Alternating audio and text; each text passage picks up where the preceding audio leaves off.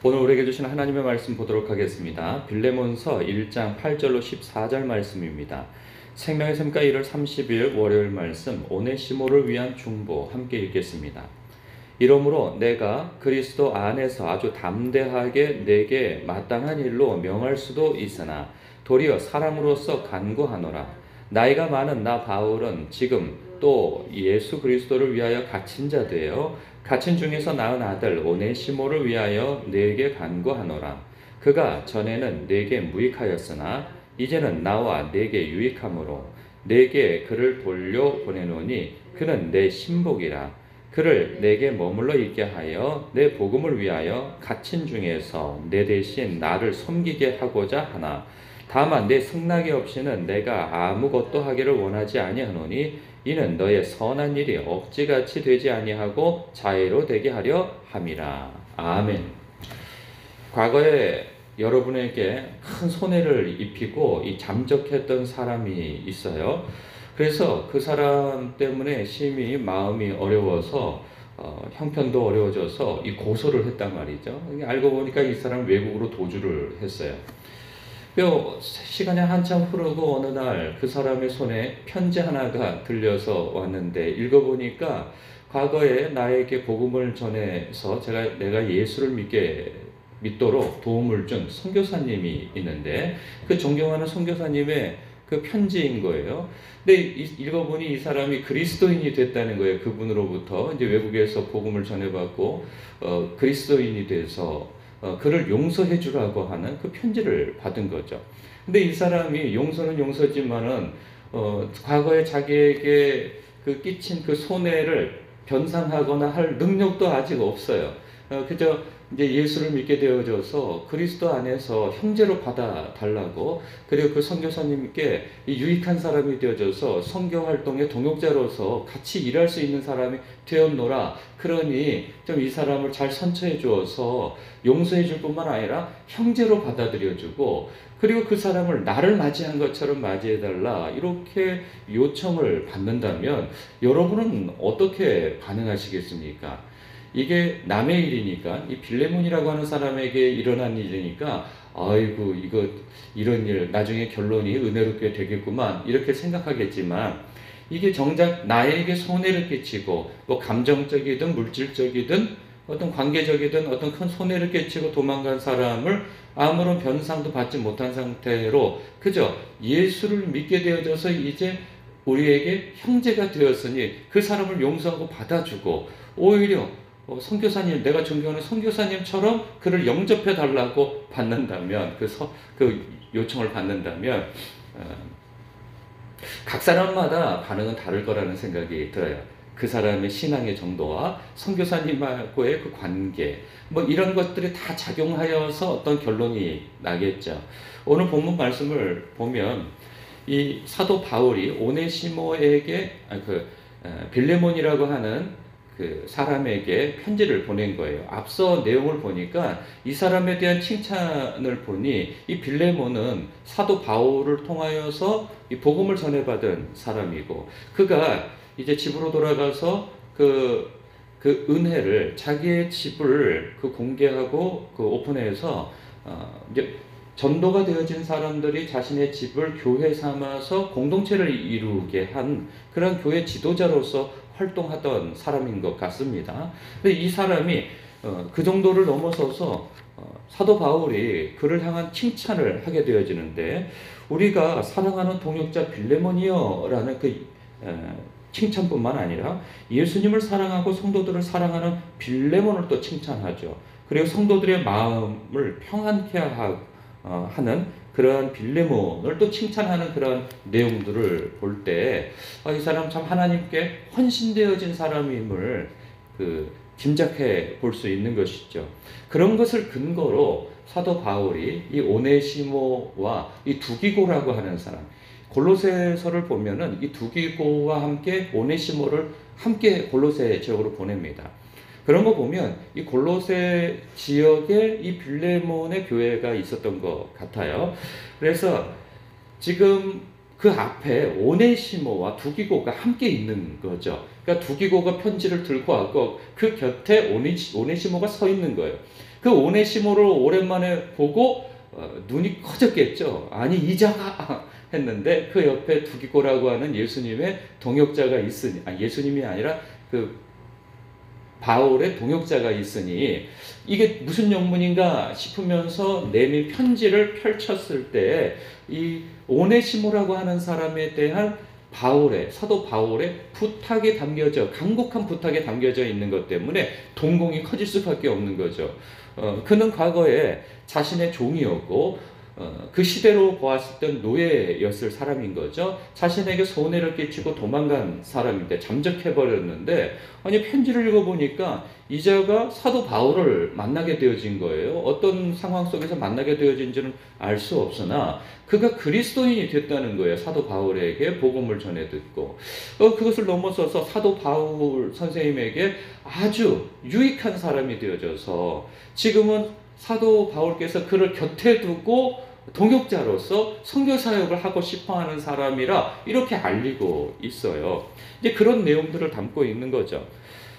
8절에 보니까요. 이러므로 내가 그리스도 안에서 아주 담대하게 내게 마땅한 일로 명할 수도 있으나 도리어 사랑으로서 간구하노라. 나이가 많은 나 바울은 지금 또 예수 그리스도를 위하여 갇힌 자가 되어 있는 상태라면서 자기의 처지도 얘기하죠. 근데 이 내용을 보면서 그런 생각이 듭니다. 지금 사도 바울께서 거리도 한참 떨어져 있고 헤어진 지도 오래되었어요.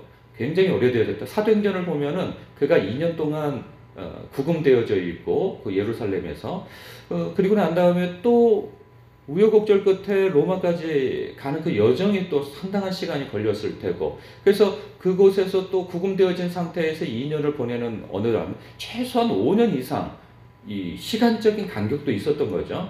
그 빌레몬이라고 하는 사람하고. 그런데 이렇게 오랜 세월에 떨어져 있었음에도 불구하고 그에게 이런 부탁을 할 수 있는 그러한 영적인 관계, 그러한 묶임이 있었다는 게 참 놀랍습니다. 그러니 저도 목회자이지 않겠어요? 그래서 사도 바울의 이 모습을 보면 내가 아주 담대하게 당신에게 마땅한 일로 명령할 수도 있다는 거예요. 이렇게 좀 해달라라고 강하게 요청할 수도 있는 위치에 있으나, 그러니까 목회자로서도 성도를 대할 때 이런 어떤 권위주의적인 태도로 명할 수도 있겠으나, 그러나 도리어 사랑으로서 간구하노라 그러죠. 그래서 권위주의로서 사람을 대할 수는 없다 하는 생각을 갖습니다. 사도 바울도 명할 수 있으나 명하지 아니하고 부탁하는 자로 이야기를 하거든요. 근데 이러한 모든 것들이 영적인 권위뿐만 아니라 그 상대방을 인격적으로 감화시킬 수 있는 관계가 되어지고, 그리고 덕망을 끼치며, 그리고 말하는 것도 상대방이 기분을 상하지 않도록 부탁할 수 있는 그러한 지도자의 자질을 가져야 되겠다 하는 생각도 더 갖게 하는 말씀이 아닐 수 없어요. 그러면서 또 사도 바울이 명할 수 있는 사람임에도 불구하고 마음이 놓이진 않았어요.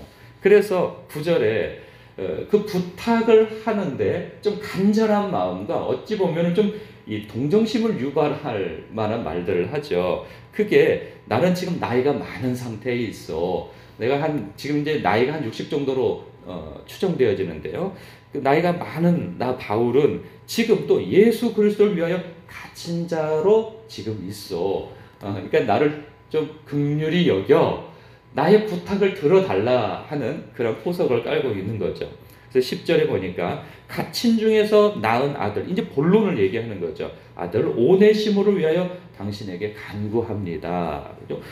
무슨 간구지? 하면서 그가 전에는 내게 무익하였으나, 그러니까 손해를 끼친 것을 짐작할 수 있고, 이제는 나와 내게 유익한 사람이 되었으므로 내게 그를 돌려보내노니 그는 내 신복이라. 지금 당신에게 돌려보낸 이 과거의 손해를 끼친 오네시모, 당신의 종이 지금은 당신에게 온 그 사람은 나에게 유익한 사람, 즉 신복, 내 심장과 같은 아주 중요한 사람으로 거듭난 사람이요 라고 이야기하고 있죠. 이거 깜짝 놀랄 일인 거죠. 아니 이자가 지금 그리스도인으로 변모되어졌을 뿐만 아니라 사도 바울의 신복이 되어졌다니, 아주 긴밀하게 함께 마음을 나누며 선교를 할 수 있는 그러한 중요한 사람이 되었다니 하니까 한 번 또 놀라게 되어지는 거죠. 그래서 13절 그를 내게 머물러 있게 하여 내 복음을 위하여 갇힌 중에서 내 대신 나를 섬기게 하고자 하나. 다만 네 승낙이 없이는 내가 아무것도 하기를 원하지 아니하노니 이는 너의 선한 일이 억지같이 되지 아니하고 자유로 되게 하려 함이라.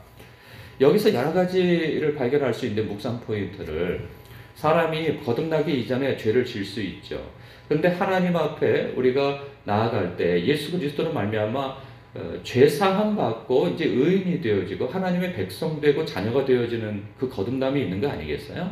그런데 여기서 오해하지 말라는 거죠. 우리가 하나님 앞에 죄 사함 받고 모든 것들이 이제 새롭게 되어져서 새 사람, 새로운 창조물이 되어져서 변화된 신부로 서 있지만 영적으로, 그러나 세상에서 우리가 지은 이 죄까지 다 해결되어지는 것은 아니라는 거죠. 관계적으로.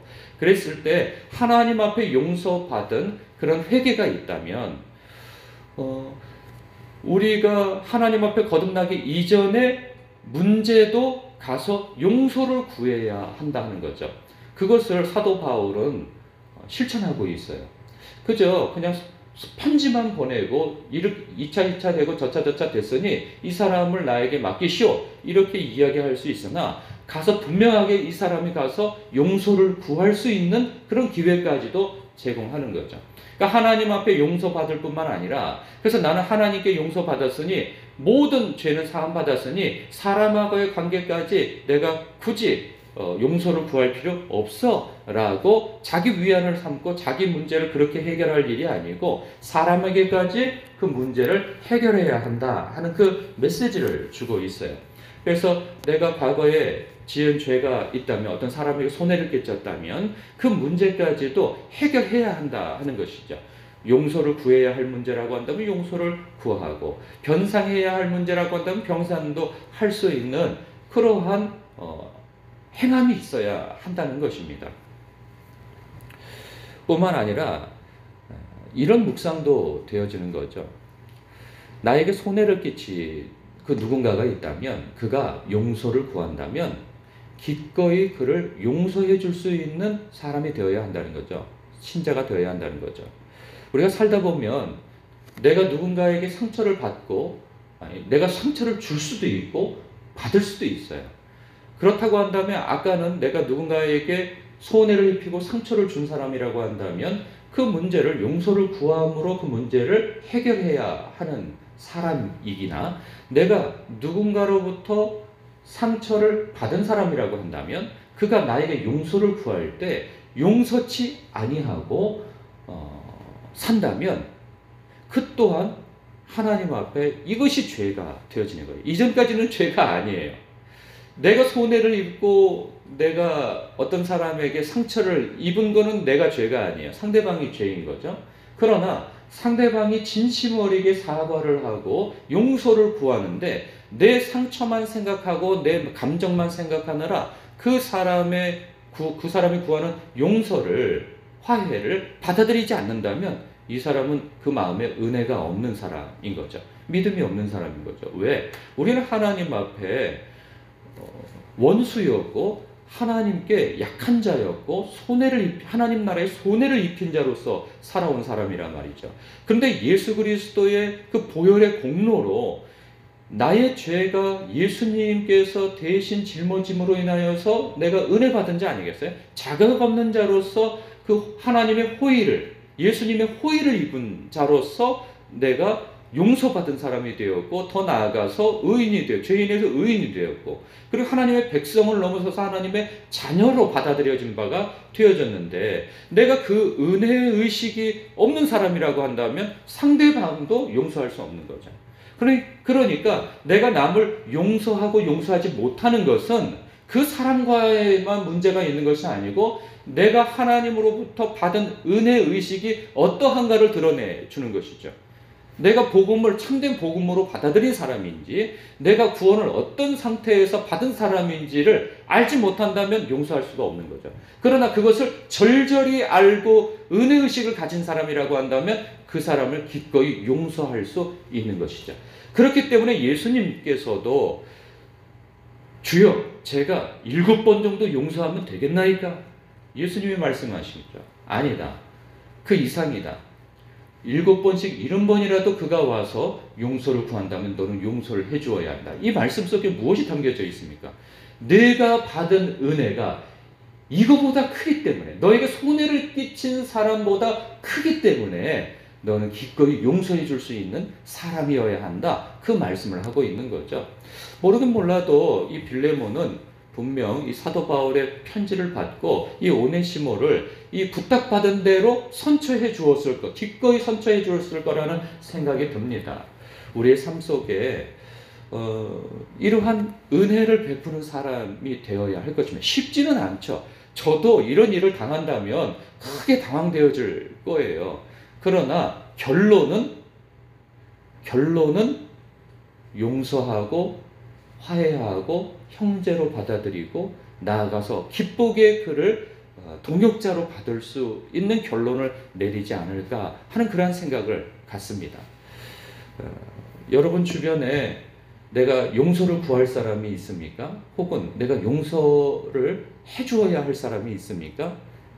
미뤄두지 마시기 바랍니다. 이 말씀이 여러분들의 그런 관계, 이 매듭이 묶여져 있는 이 관계를 풀어줄 수 있는 말씀이 되고 묵상이 되어지시기를 주님의 이름으로 축복합니다. 그래서 화평이 사람이 되어 하나님의 자녀라 일컬음받는 복된 성도들 다 되시길 주님의 이름으로 축복합니다. 기도하겠습니다.